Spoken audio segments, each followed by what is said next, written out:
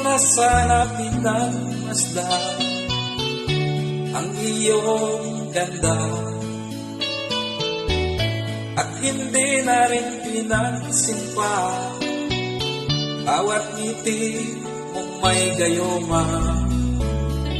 Dahil sa akala ko hindi ako iibig sa'yo, ikaw pala ang nakahit sa puso ko. Kaya ngayon'y laging gulong-gulong ang puso ko't isipan. Araw-gabi ay pangarap ka